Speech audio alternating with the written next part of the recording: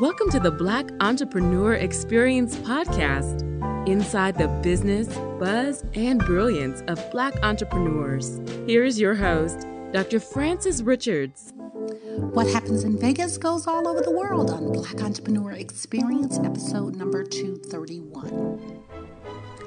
Subscribe to our mailing list to receive weekly updates and exclusive content delivered right to your inbox.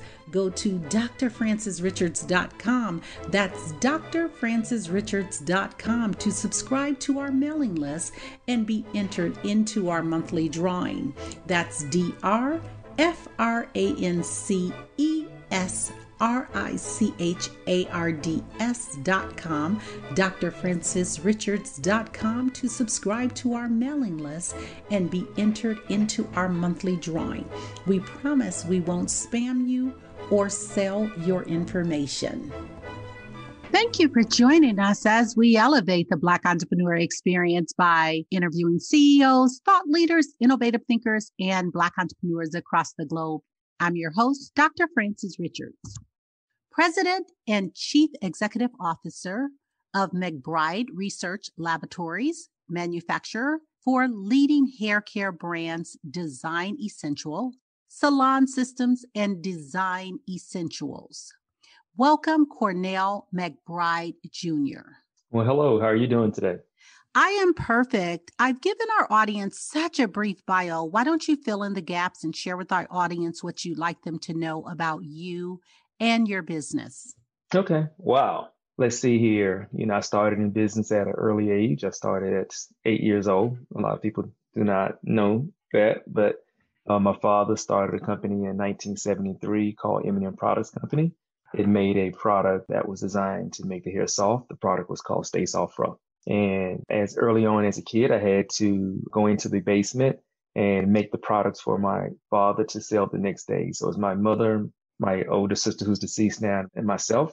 We were the production crew. So we would go in and make the products and prepare them to sell next day. So every day after school, I had to fill so many of these bottles.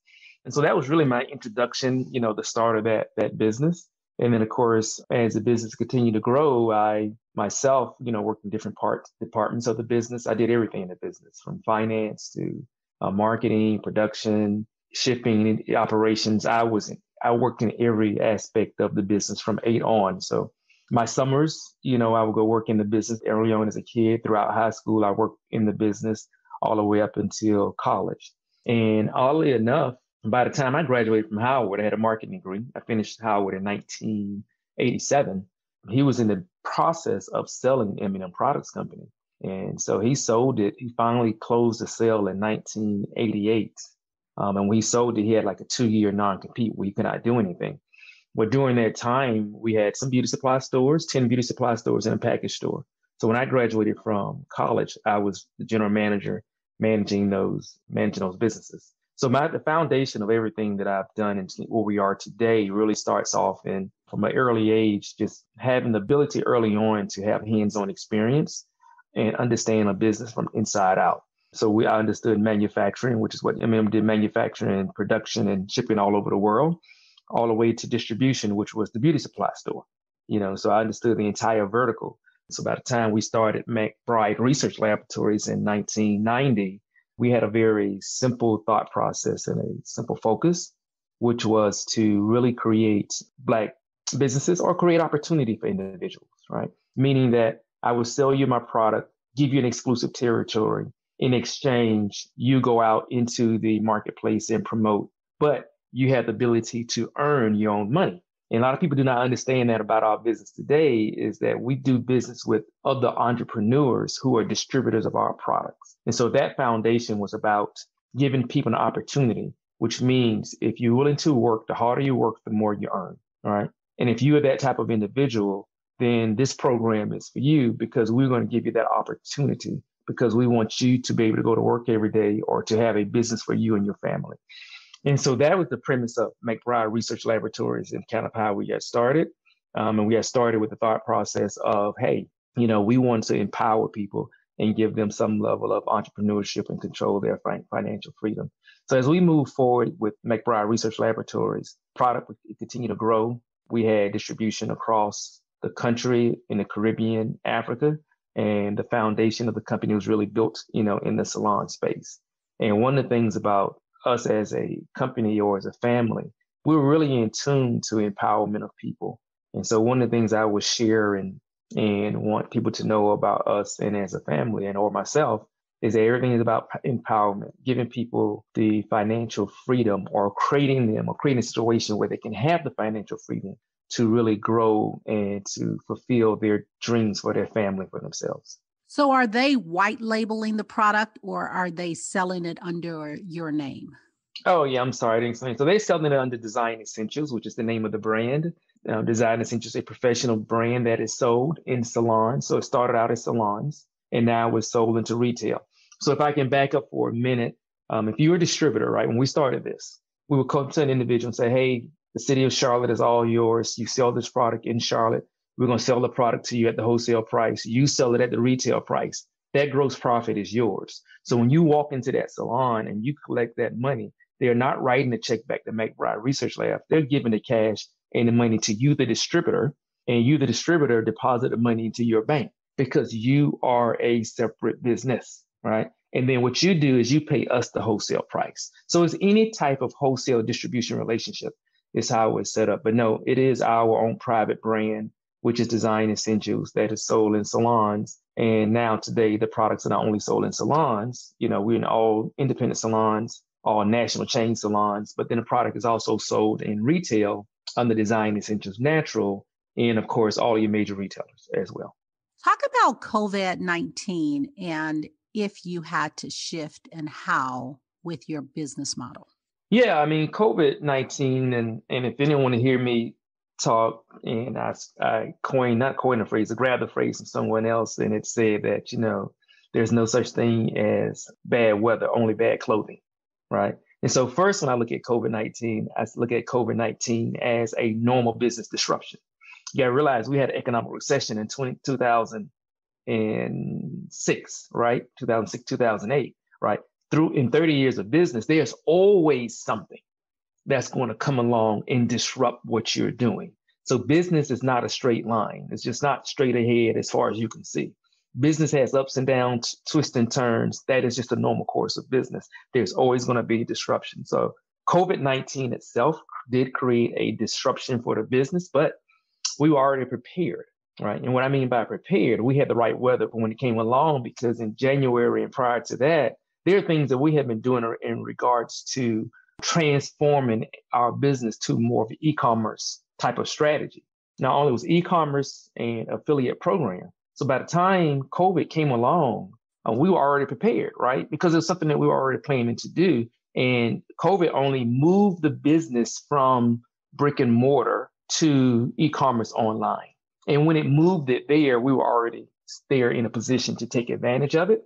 And as a business standpoint, we've seen growth, and we're going to exceed our forecast for 2020, right? So from a business standpoint, we're going to exceed it's going to be our best year ever in business. But we were prepared from a business standpoint, And the other thing I would like to add, even though we're prepared from a business standpoint to deal with it, still in dealing with COVID, our people and our employees were very important to us as well. And one of the things we did, we made sure that we had a more liberal or open work from home policy, to give the level of flexibility for the people who could work from home. And then for the people who are more of our frontline workers, we guarantee their income, right? During that time, we said to them, look, don't worry about losing your income. You're not going to lose your income if you have to be out for COVID or something like that. That is not for you to worry. So we had to kind of reinforce a commitment to the team, as well as you kind of go through this. Cornell, talk about generational wealth and inheriting or succeeding your dad in taking over the company. So, businesses or in business or generational wealth is really about setting your family up, not necessarily to run a business, but to have the business, to allow the business to give them to the freedom to explore certain things, right? Or to explore certain careers. So my father, passed this business along to myself and my siblings. So I have a younger sister and brother. who are involved in the business. And then I have an older sister who passed several years ago. She passed in her early 20s.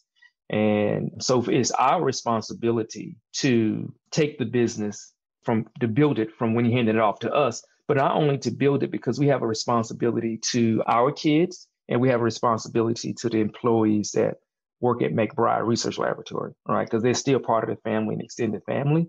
And that responsibility, one, is being good stewards of the business, good stewards of the finance, making sure the business is sound, financially sound, to take care of the employees. But along with that, when you think about my kids, my parents' grandkids, those kids need to have the ability to, one, go to school, have the resources to go to school, not only have the resources to go to school, but choose a career that may or may not be in the business, right? Because the business is really designed to put you in a position to pursue, to me, your life desires, because wealth at the end of the day is a level of happiness and joy, right? Not necessarily not money or possessions. Money and possessions are measures of success, right?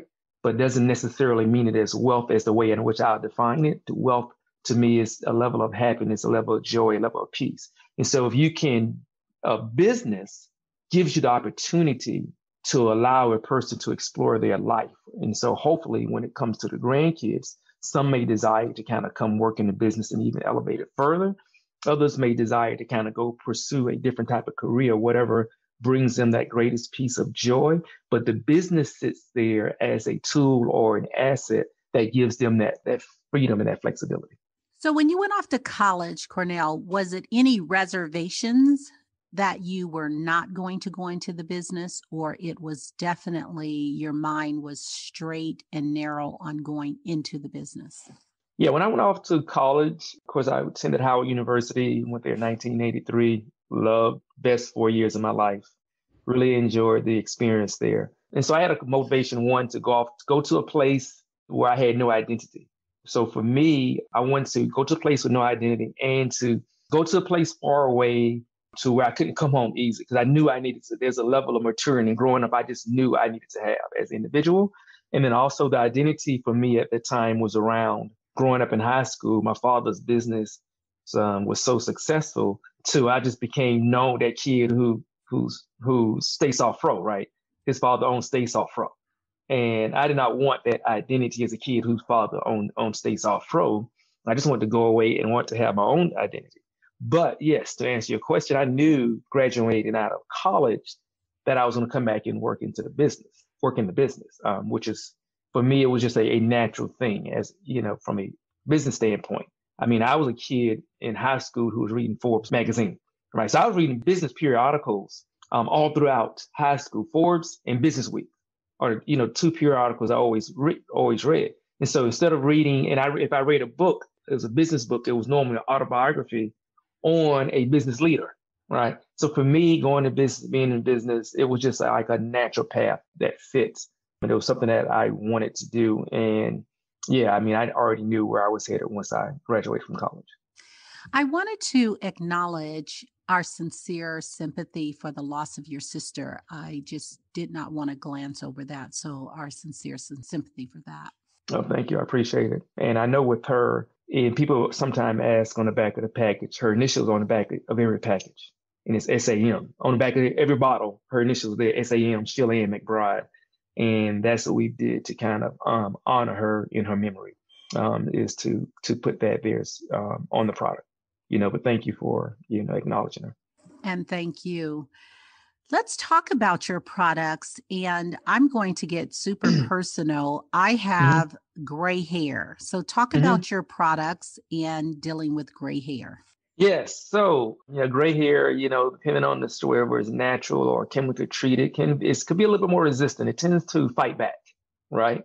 When it comes to gray hair. And the biggest thing with gray hair is that it loves to grab color molecules, right? Because it's looking for color. So easily, if you put a product on your hair that has some like a underlying color in it, it's going to grab it. It's going to pull it into it, right? And so a lot of times people with gray hair, they have to buy the gray hair shampoos to kind of fix those yellows and greens that they get, because some product they put on their hair has pulled that color pigment in. That's what gray hair does. And so when it comes to us in products, we used to have a gray hair shampoo, but we discontinued it. But I will say that if you have gray hair, you have to really try to use products that do not have any colors additive to it. That is the first step, right? That way, then you're not going to really about pulling it in if you're wearing your hair gray and it's natural. And so we don't have a color shampoo. We used to have a gray shampoo. But just with gray hair, along with hair in general, it's the level of conditioning that it needs. And so a good shampoo, almond avocado shampoo, avocado conditioner, leave-in conditioner, and then a mask, right? So when it comes to gray hair, I'm just going to make the assumption that there could be a level of dryness and brittleness that's there. And then that is the path that I would recommend, just a regimen of shampooing, deep conditioning, and then using a leave-in treatment to add the additional moisture to the hair. And then from that point, you can style and, as desired. Can you share why you discontinued your gray hair shampoo? Oh, yes. When it comes to, we make products all the time. And when it comes to products, if the level of sales are not there, then what you do is you discontinue it. So even though people enjoyed it, they liked it, it wasn't a high turning type of product, right? So it didn't turn over real fast. And because it didn't turn over real fast, when you're kind of auditing from a business standpoint, you're auditing your inventory portfolio, then you're going to base it on what's turning fast. And that's the only reason that we discontinued. It just wasn't turning fast enough. And the gray color shampoo is a very small market segment, right? And so there are a few established brands that are out there in the space, and that's about it. But it's not a very large market segment. Cornell, talk about your worst moment in business and what was your takeaway? Wow. Worst moment in business. I think I have a few. One that always kind of, I think, stands out is I was doing this promotion with this young lady. We used to do this promotion, this calendar promotion. And she was young, starting out in the business, but she was just doing this promotion, right? And it's this promotion, this calendar is called, she used to call Rondu Men or something like that. And we would buy the calendar from her and we would package it in our products, right? And it was a calendar that had men, and we were selling it in the salon. And so the young lady, the stylists, they really, really liked the calendar and the promotion. And so you buy the product and you get this calendar. Well, what happened, she was factoring. So she would send a PO over to us. We would sign the PO and then she would send that PO to the factoring company for that company to pay her in advance. So they were paying her off of the PO. So they was paying her off a purchase order that I said that I was going to buy, right? So, but then when she sent the PO over, I signed it. I did sign it, right? And then she collected the money, but she never delivered the goods, right? And so because she never delivered the goods, I myself didn't really deliver the goods. I myself did not want to pay, but then I became responsible for paying. So at the end of the day, I kind of knew that her financial situation was sketchy, right? And I shouldn't have signed the PO that allowed her to get those funds because as a business person, I was put on the hook for it. And that company came back to us to kind of collect the money, and it was costly to the business because the person never really delivered the goods. So that was a business experience where you are not, the goods should have been in my possession. You follow me? Right? The goods had not arrived in my possession when I told the people that, she's good for that. When I told the factory company, yes, they had not arrived. She told me they were going to arrive, right? No, they did not arrive, right? And so that's what a problem. And I should have never told the company yes on her word that they were on the way.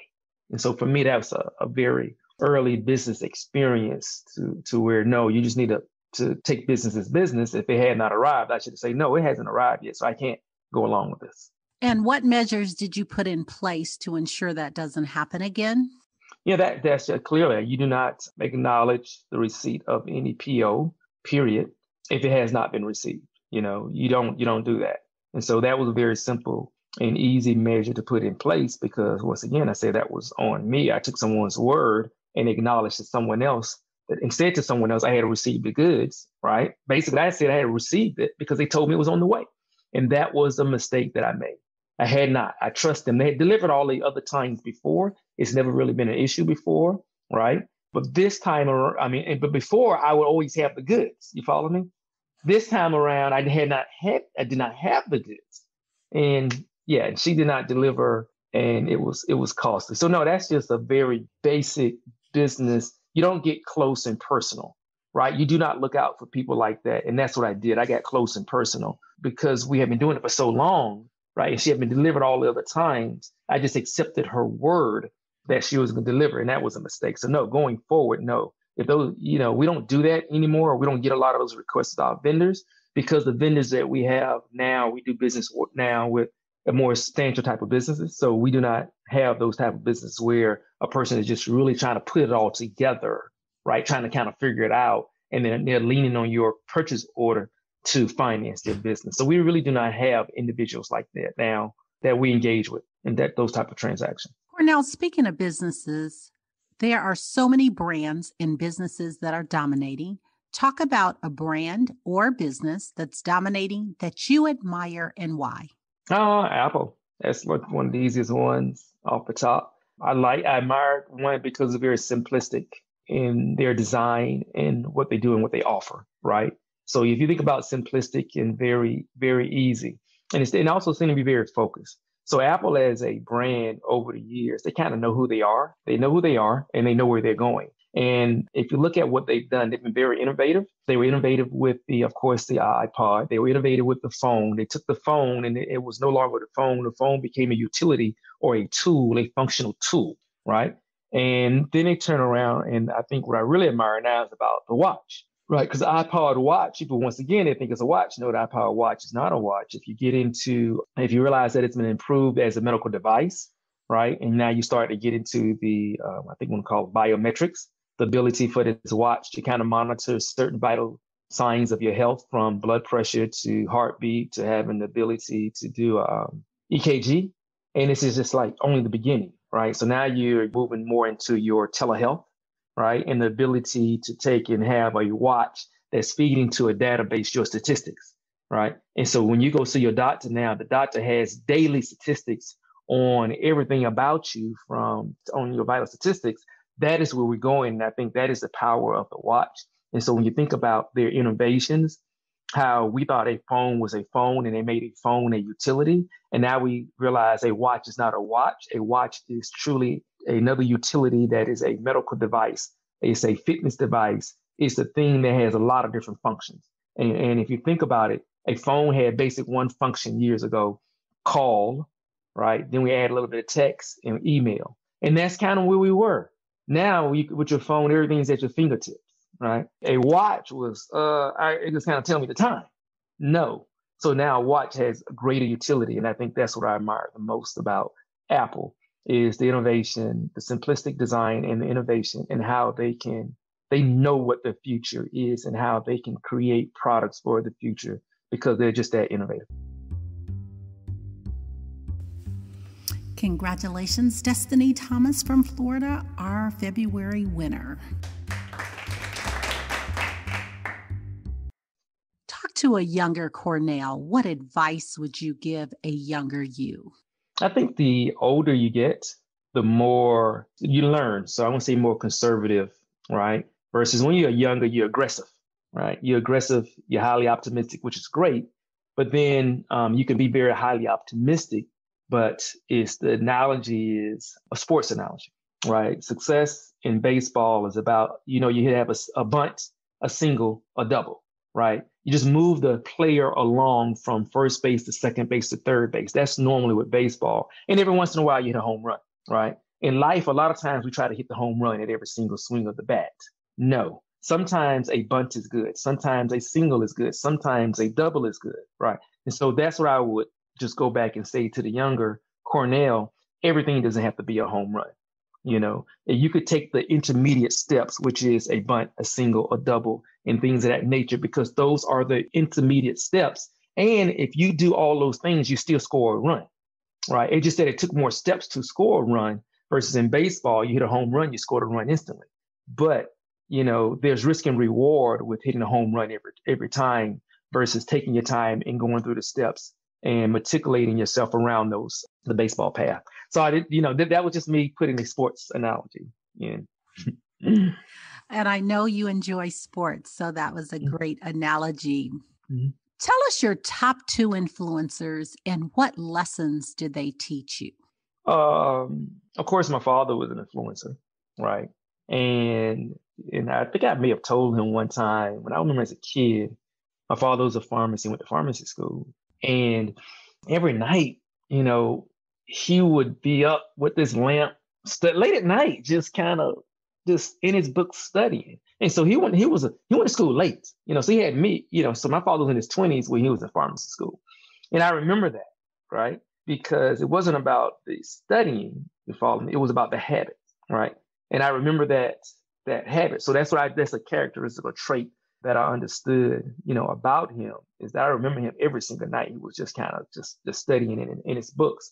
And then, of course, in business, the conversations that we've had in business has been just around the experiences with the first business, right? Understanding what was a success, what was it for failures, understanding what you would be, what you would do and what you would do different, So those are the things that he shared with me, the business experience, and then also the values and the drive, right? So that seeing him work and study that hard, you can see that trait in the business. And at the end of the day, in business, you have to kind of work hard, right? In business, you do not cut corners, right? You don't take shortcuts. You just have to kind of put that time and commitment, into a business, and you kind of have that trait to do it, And so that's one of the things that I remember that it just kind of stands out, seeing him work hard and then seeing it apply again, right? Seeing him do it in business as he built the business, seeing how hard he worked, seeing how he was out there every day, seeing how he was always on the plane, always traveling, right? He was always on the plane, always traveling, always doing anything. So this is what I learned from him. And a lot of this learning is just through observation, and kids learn a lot through observations. And so so I would go to his office. He was always in a meeting all day long, just always busy. Just could not get a minute with him. Fast forward today, he comes around and he said, I can never sit down and talk to you, right? He says the same thing to me. And he said, you're either always traveling or you're always in meetings. I said, you do recall, that's how it used to be, when you were doing M&M. He said, no, I don't remember that. I said, yes. I said, yes, I do remember that. So where you were extremely busy, always kind of traveling, always busy, but he was always working hard, in the business. And not only working hard in the business, one of the things he will always do, he will always continue to train and go get education as well. So he didn't stop with this education. And so there's some things that he taught me. One, about work ethic, two, about you have to continue to train and develop yourself. You don't stop. So me graduating from Howard, I didn't stop there. I had a degree in marketing, but several years later, I went back to Georgia State and I had my master's in finance, right? And I've taken certification courses along the way in between, or just, I've done seminars. And then, of course, along with that, my latest training is part of a business group. So those are the things that it's like, always continue to develop yourself, right? Work hard, and you always develop yourself, because you don't know, you don't act as if you know it all, right? You have to have a mindset to where you're constantly learning and gathering information. What can we do right now, Cornell, to support Design Essentials?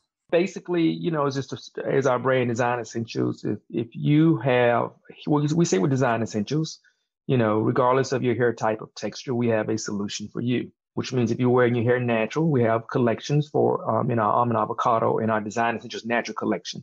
Almond avocado, coconut manoi, we have that. If you're natural and you want to wear your hair straight, we have our agave and lavender collection, which allow you to blow dry, wear the hair straight without disrupting the integrity of your natural curls. And then, of course, we have our professional collection for the individuals who prefer some type of chemical treatment, which means that they want to wear their hair texturized or wear it straight. They could use our Design Essentials professional collection. You could buy the products online at designessentials.com, or you could walk into your local stylist or local hair salon and ask them to perform a Design Essentials service. Is your products for men and women, or just women? Yeah, I mean, that's more marketing, and that's a question we receive, but the product is for hair, right? So, it's not ethnic, it's not an ethnicity, nor is a gender, it's hair. So it depends on what you want to do to your hair. If you want to soften your hair, you want to curl your hair, you want to texturize your hair, you want to straight, whatever you want to do to your hair, we can do it for your hair. So it's for all genders, all races, all people. Cornell, what are you most grateful for right now in your life? I have two boys. They're just the center, right? I have a 18-year-old and a 16-year-old, and everyone knows my kind of one of those dads who's kind of hovered around them all throughout their life, right? Whenever you see them, you see me, period. No matter what. And it's always kind of been like that. So I'm really enjoy and I'm grateful, and they're the center. Everything I do is about them. So my motivation every day is to set them up to be successful in life, right? And I'm gonna go back again and say that success is for them to really understand what life from a joy and happiness about, because joy, happiness, and peace, that's what I want them to have. And the oldest, who's away now, he went on, technically away for school. I had a conversation with him, and I just had to remind him, ask him, what do you want to do? And he said, well, I'm going to business like you. I said, okay. I said, but is that what you want to do? I said, what makes you happy? What gives you joy? And then he came back and answered. And he said, well, I think I would want to be a psychiatrist. Now, at that point, it shocked me, right? I said, okay. I said, then you should be a psychiatrist. I said, I'm not building this business for you necessarily to come work in it. I'm building this business so you can have a choice to do what you want to do. And if that makes you happy, then that's what I want you to do. And that was a great conversation, because he was just, you don't want to fall into that. This is what my father is doing, so this is what I should do. No, that is not what leads to that joy, that happiness, and that peace. It is, I wake up every day and I love what I'm doing, right? And you need time to explore and figure that out. And so that's what he decided to do. And he's enrolled, and he's looking to, he's a year, this is his first year in school, and I have a med student. I'm still shocked because he's trying to be a psychiatrist. But, those two boys, they're like the center. That is my life. Speaking of joy, happiness, and peace, what brings that to you, Cornell? So I'm more of a laid back type of person, and I'm not one for a lot of, I'm not, I'm more of a person who may be more conciliatory in nature, right? And so for me is to be able to in any relationship, the ability to have just good communication, good, honest communication, and then also to have a level of space. You have to have communication, but I think you have to kind of have space between two individuals. And so for me, what really brings peace and joy is when I can have good communication that's kind of open and honest, because when communication isn't open and honest, then you tend to internalize it, right?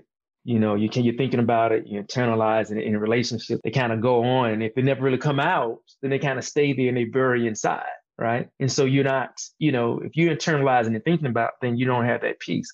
Ironically, what gives you good peace is that good communication, because now it comes out, right? And the ability to talk and allow it to come out. And so for me, as long as I could have good communication and an understanding of space, that's how I define my joy and my peace.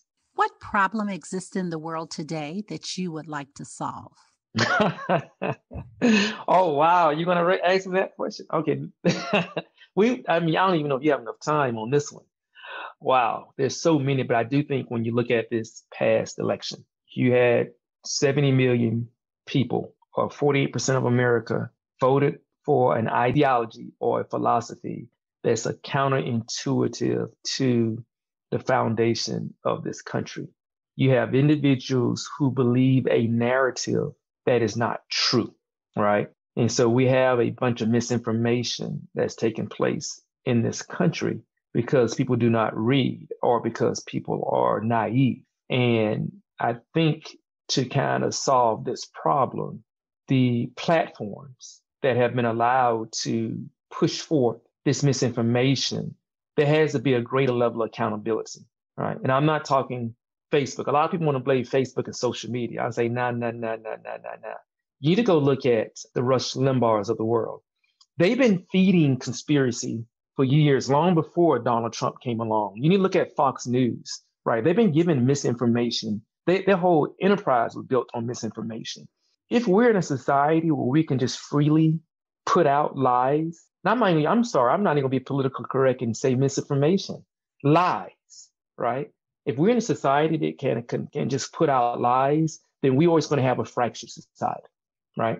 And so there need to be a higher level of, and that's where it starts. We could put a lot of pressure on Republicans or Democrats to do something to do, but no, no, not until you take these platforms, right? Not until there's a greater level of accountability.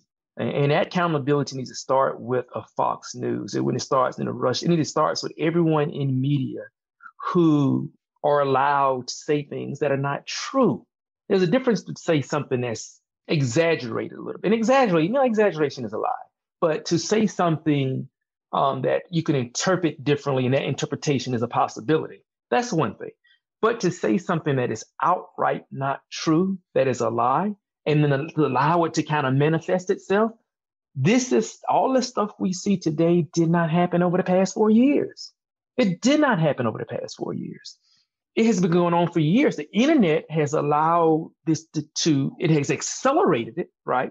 And the phones and the devices have accelerated. But the misinformation that has been taking place in this country has been taking place for years. And until we stop that, we're going to have some fundamental problems in this country.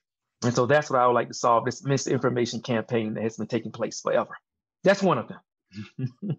What have you not done in life that you dream about often that you would like to do? Right. So a couple of things I have not done. One, I took French early on as a language. And it's to me to get back and to become fluent in it again. I took it as a kid when I was in elementary school. I've done some Rosetta Stone stuff, but I haven't truly committed to it. And I need to truly commit it because I want to become fluent in it because I enjoy the language. I want to become fluent in it. So that's one of my things I was talking to my business coach about, French. The other is I enjoy photography. I believe I enjoy photography. I took it once again early on, and I have this artistic side. So between photography and art and drawing and things of that nature, tapping that. I haven't really, I don't take the time aside to kind of indulge or to tap those things because, life gets busy, you're working, and then you're doing all these things. It's from work to the kids and things of that nature. I'm not tapping that side of me, which is there's a creative side. I want to see and explore that. And then also just understanding and being fluent in a foreign language. And French is the foreign language that I want to become fluent in.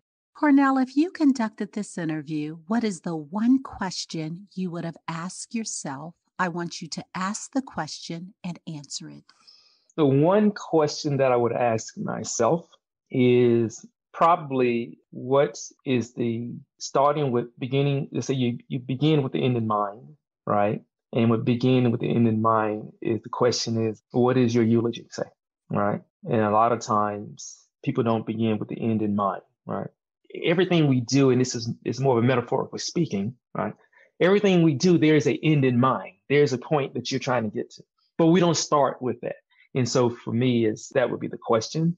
And if I was to begin with the end in mind and what people say and what that eulogy would be, the eulogy would be that I was open and willing to share and to give to people, to have an impact on their life.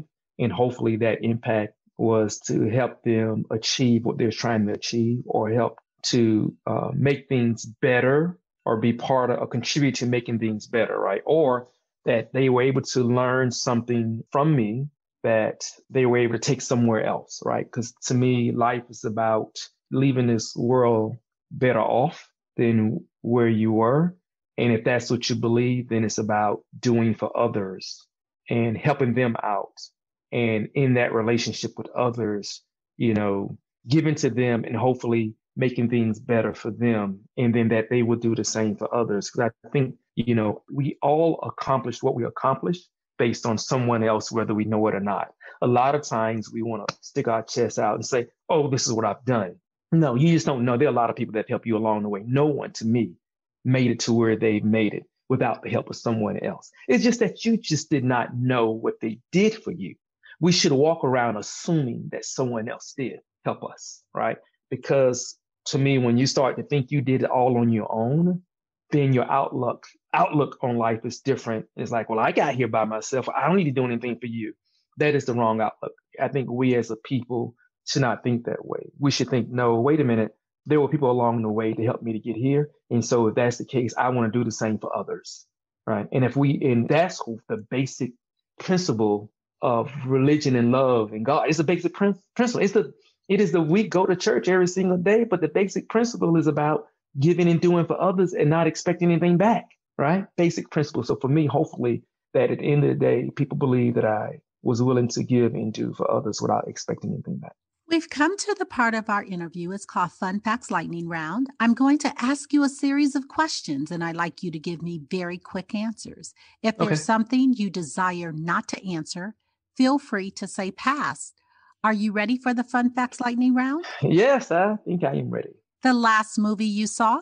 The last movie I saw, I believe, was a Marvel movie, and I'm assuming are we saying at the cinematic theater, it would be a Marvel movie, and it was Captain Marvel with my boys. I believe that was the last one. Your favorite singer or rapper?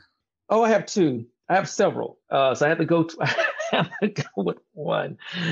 Let's see here. I'm going to go with Prince. But Prince and Michael Jackson are kind of up there. We don't know there's a couple others, but let's start with Prince. Prince, I would go with Prince.